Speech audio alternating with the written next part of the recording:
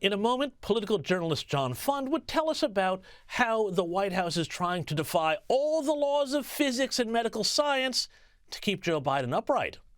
Which brings up an interesting question. Who could replace Joe Biden if he decides not to run again? Well, there's been a lot of talk about California Governor Gavin Newsom. But what about, now hold on to your hats, folks, Michelle Obama? Sure, Gavin Newsom has been out mounting an almost shadow campaign to promote himself. The other day, he even claimed California did better than Florida on COVID. Ha! You look at the per capita deaths in these states, including Florida, I mean, it's 28.8% higher per capita deaths in the state of Florida than the state of California. We outperformed them in GDP.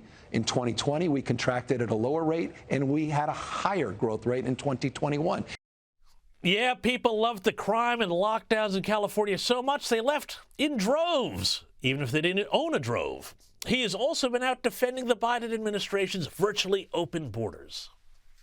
I believe that he did the right thing for the right reasons because he recognized it's not just a border issue, that the entire system needs to be reformed. We haven't reformed since '86. You're not answering my question. And he's been attacking Republicans and their messaging.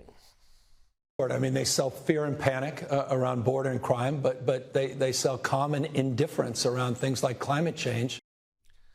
So that's the germs of a Gavin Newsom campaign. But what if all of this spin and chicanery is not enough? Well, the Australian's Analysts Creighton, a great friend of this program, noted something interesting yesterday.